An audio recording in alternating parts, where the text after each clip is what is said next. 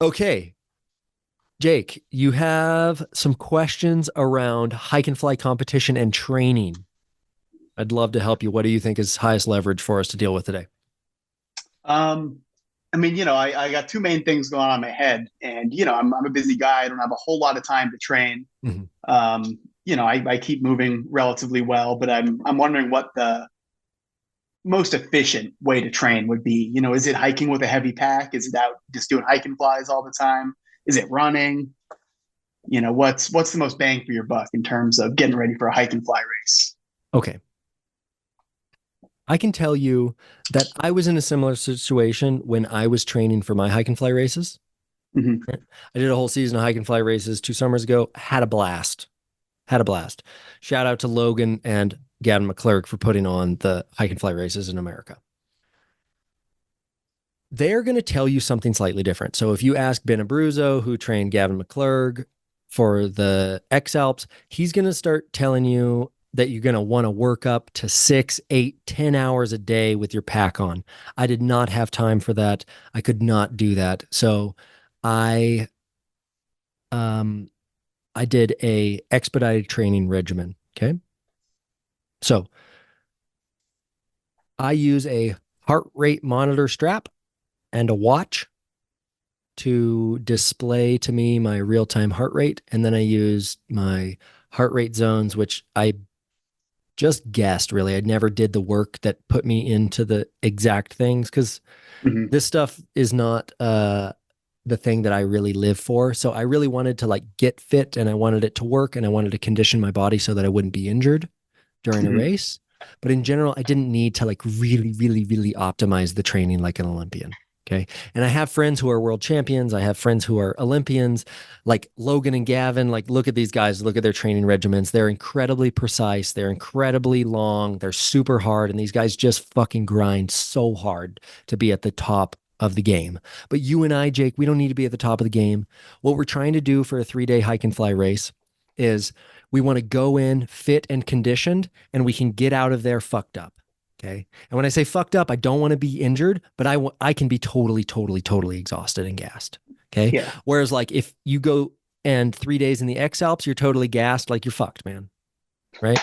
So you can imagine that if you're training for a 3 day race, you can expect something different than if you're training for a 10-day race. 10-day race is a Yeah. totally Yeah. different beast. You absolutely have to be a total monster to do it. Hmm. I've never had the interest in exercising so that I would be in that kind of shape. That's not my intention. So, but I do love adventure racing and I love these 3 day hike and fly races. They're so cool.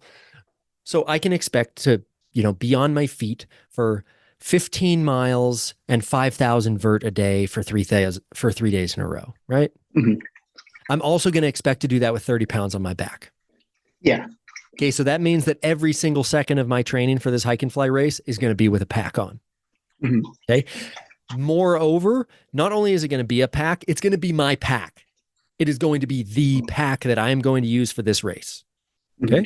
With my glider, my helmet, my gloves, my reserve, like everything that I'm going to fly in the race, that's my pack. That's what I'm going to train with. Okay. Because my body just gets used to it. I know how to adjust it, all of that stuff.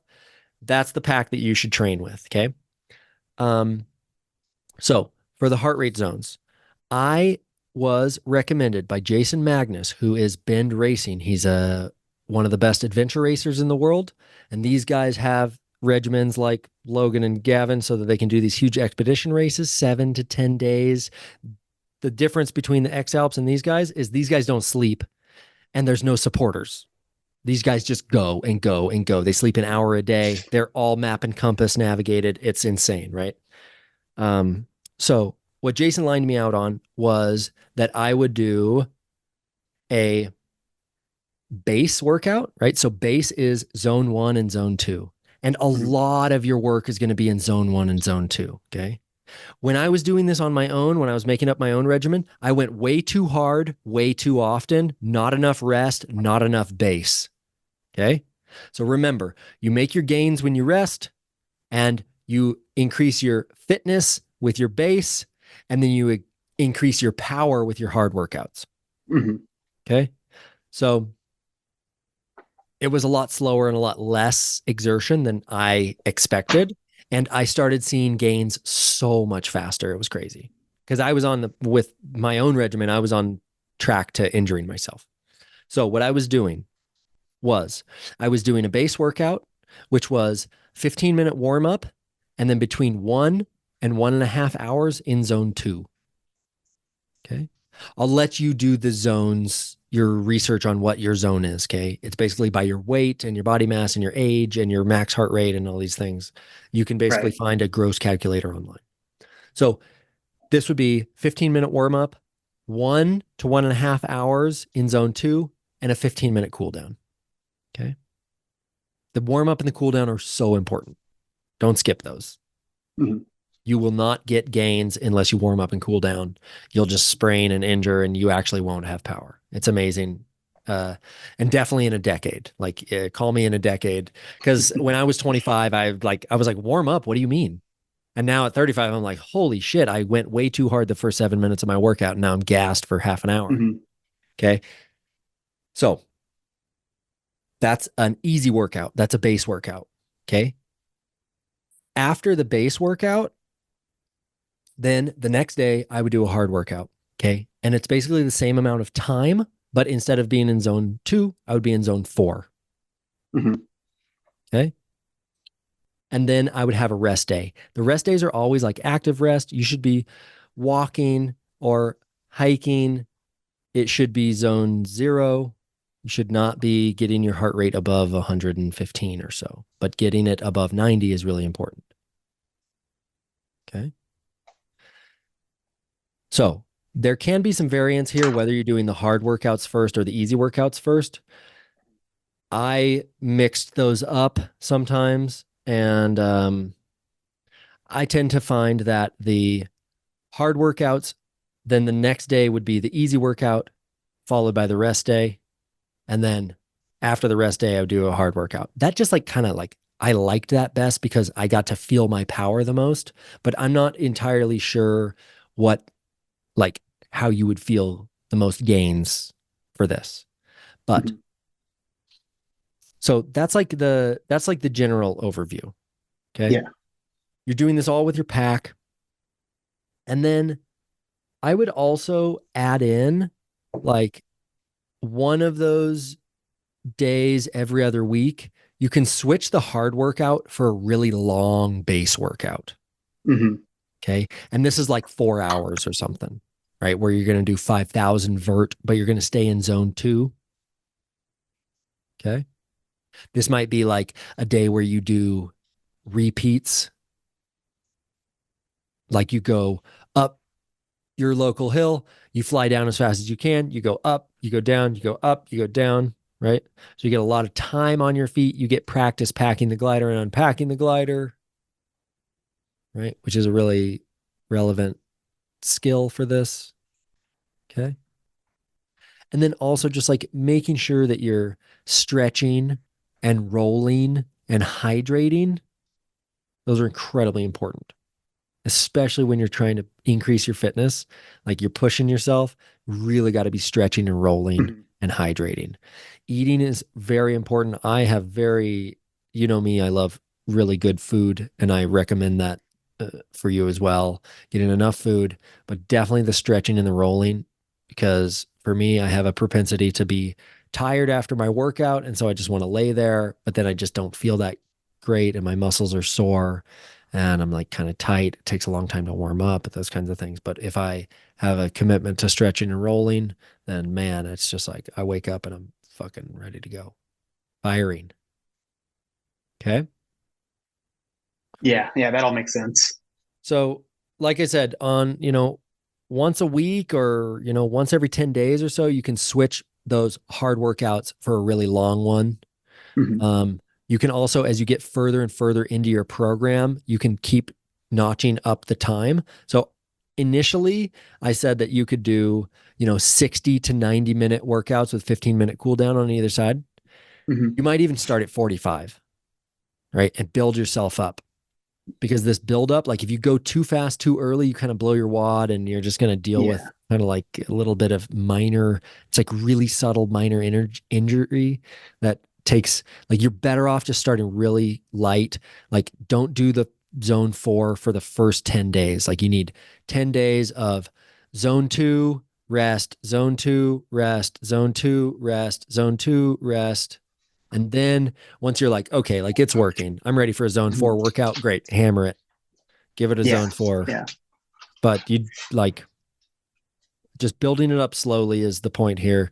You really don't want to bite it off early because it's like your body's just not conditioned for it. And you can go Right. harder than your body is, that, and then it's useful to build fitness. Okay. Is there any question on that? No, that all makes sense for sure. In terms of like cross training though, do you run at all, or do you think mountain bike riding helps? Jake, like I said, man, I'm not trying to be a world class hike and fly racer. So I'm just trying to have Yeah. fun. So, like, when I was Yeah. training, I would go out. I was training for adventure races and hike and fly adventure races. So I would ride my bike super hard. I would do the same thing on my bike as I would on foot. Um, I don't really run unless I'm actively in a race. And but like hiking really fast is totally my jam.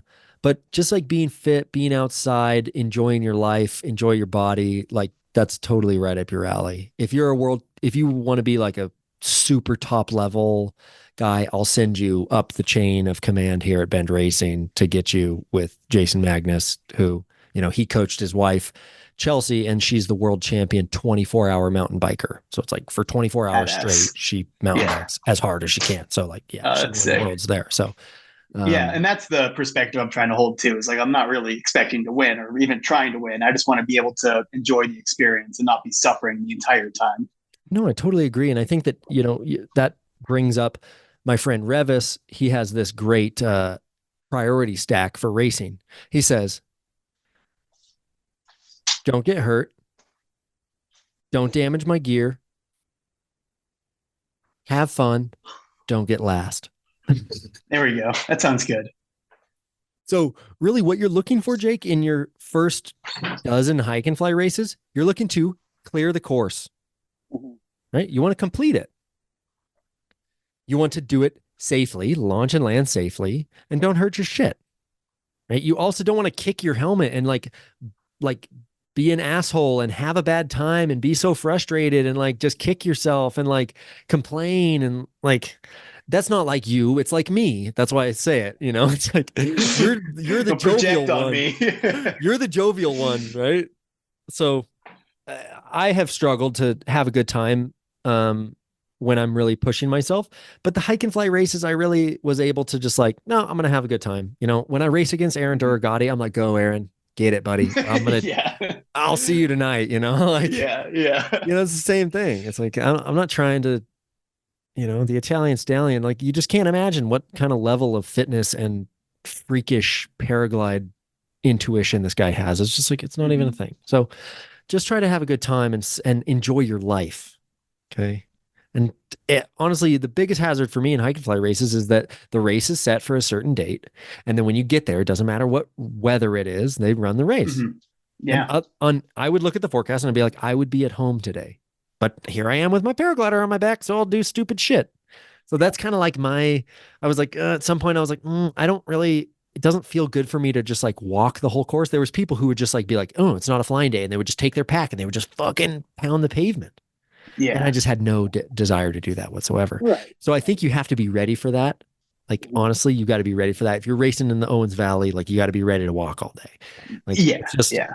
because that's the thing. Like, Aaron Duragati, like, he's going to do it. Like, if it's genuinely unflyable, he's just going to pound the pavement and he'll just beat you there. So it's like that's part of the game. Like the ground game is absolutely part of the game. So you got to be a Mhm. monster on your feet, be ready for it. Don't be a sissy like me that's like, oh, I don't want to walk that far. I'll just like fly. If I can't fly, I'm not gonna race. And Yeah. then I Yeah. launch, and then I'm like pinned in 35-kilometer-an-hour wind over the Sierras, trying to get blown over the White Mountains into Nevada, and I like run into 7 meters a second, and I'm like, oh, I have to turn now, and it's just like, what are you doing, man? So flying when you shouldn't because you signed up for a hike and fly race is stupid, but Yeah. that's a position I found Definitely. myself in a number of times.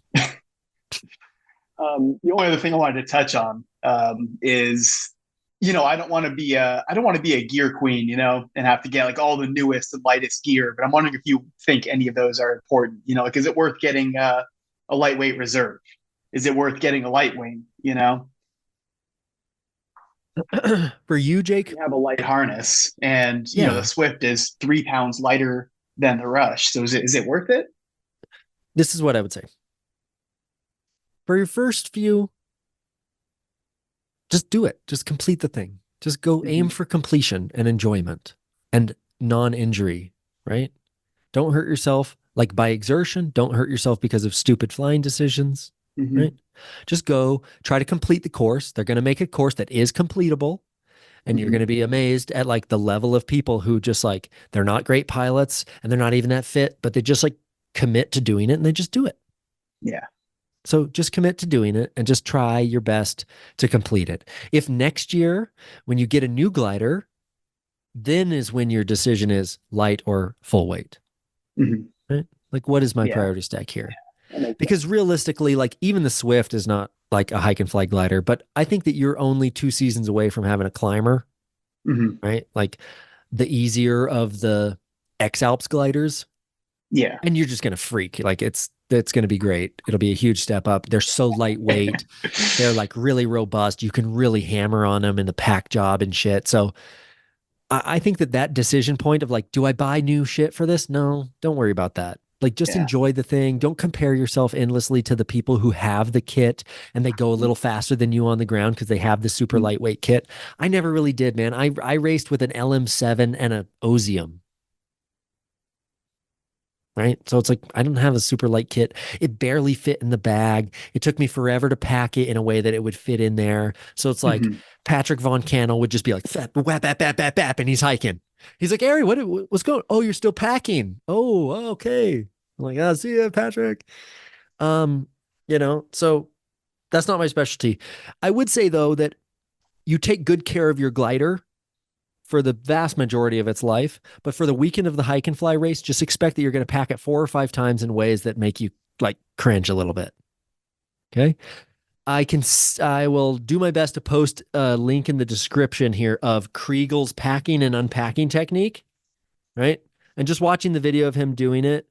I'm just writing a note of this.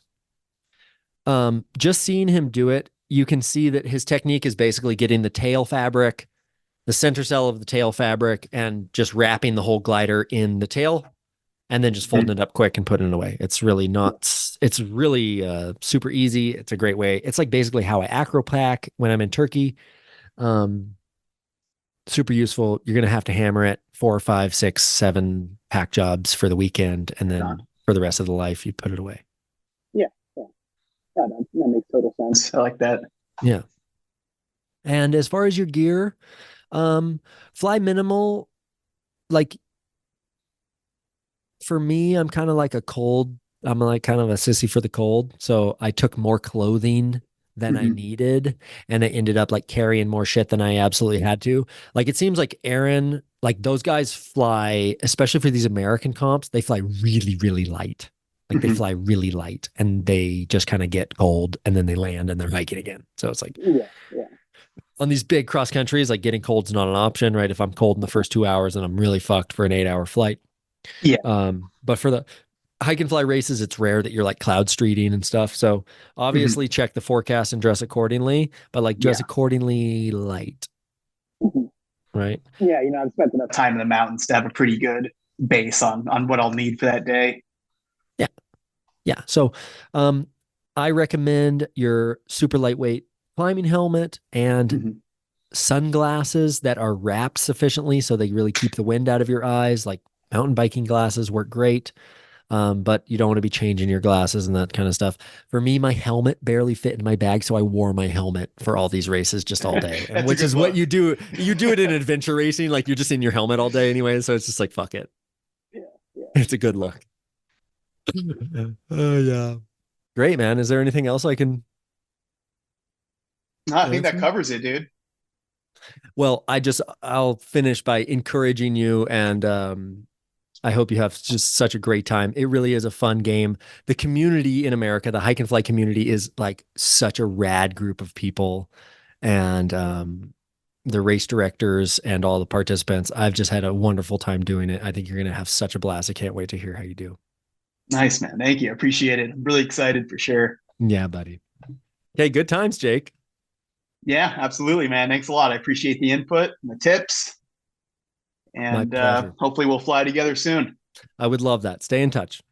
Yeah, absolutely, buddy. Love you. Love you. See you later. Bye bye.